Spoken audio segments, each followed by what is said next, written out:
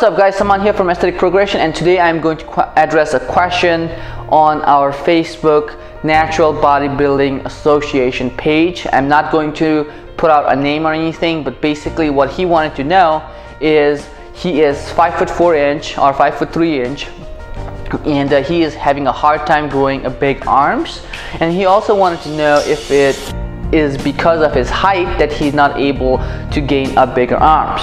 So let me answer this question in a two-step process. So first, let's answer if it's height because of which is the reason why his arms are not growing big, and the answer is no.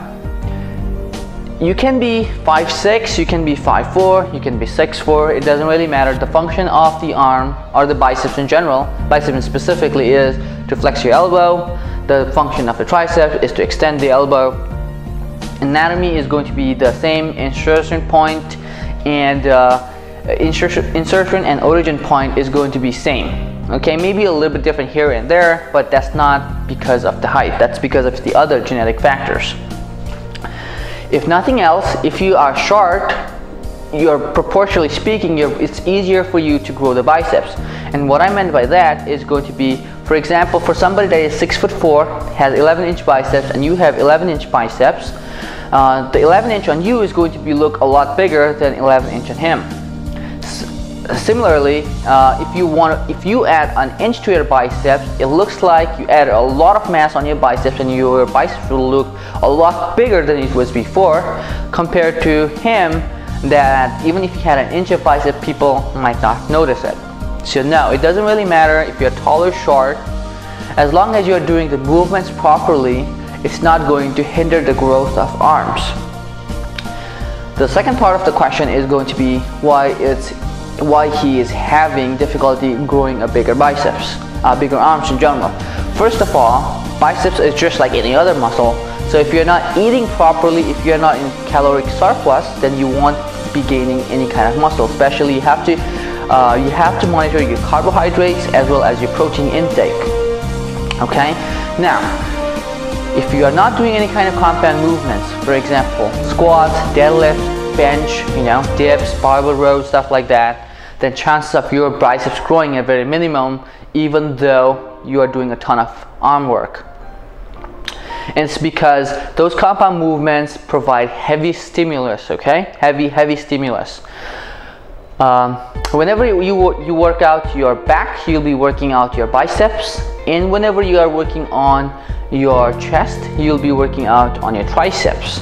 And with the heavy compound movements, it'll be stimulate a lot more than doing any kind of bicep curl as well as triceps extensions. Now, if you are doing that and you still want to go bigger biceps, obviously you have to focus, or I should say arms, you have to specifically focus on those. And I would recommend doing 2 times a week minimum. Okay, and that is assuming from a couple of your previous videos that you have been training at least 2 years. Okay, if not, then just focus on proper form, nutrition. It's going to grow. And if you have been training over at least 1.5 years, then you can apply this technique. First of all, let's go into this anatomy of biceps. We all know biceps is made of 2 heads, the long head and the short head. Anytime you kind of like try to curl the weight up, you're using obviously your biceps. Okay, so whenever you try to pull the weight or grip the bar farther, okay, just like this, farther from your shoulder width, you'll be working your short head. Closer you come, you'll be working a lot more of longer head. Simple. Okay, now the range of motion of biceps, again I said the function is going to be elbow flexion.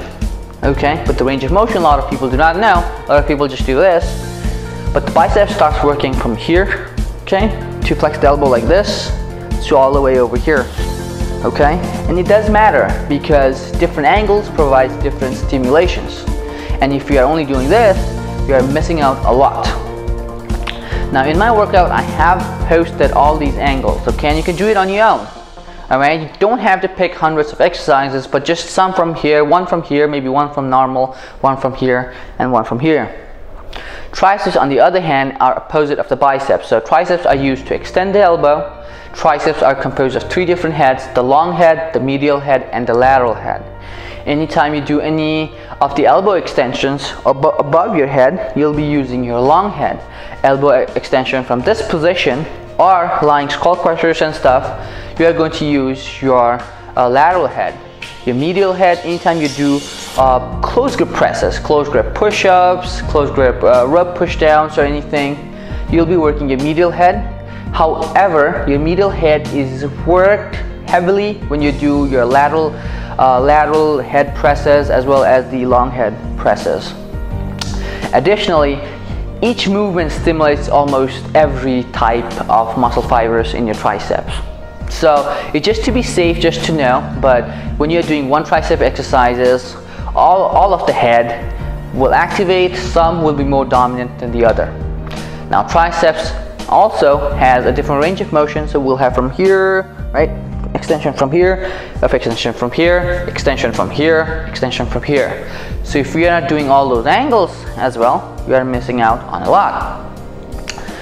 So in my next video, I have shown you full bicep workout that helped me gain size from 15-inch to 16.5-inch in less than 2 months. But make sure you do them properly. Make sure you do the compound movements, a lot of them. Make sure your diet and nutrition in check. Hopefully I answered your questions. If you have any further questions or clarifications, let me know. I'll be more than happy to give you a video response. I'll see you guys next time. Bye-bye.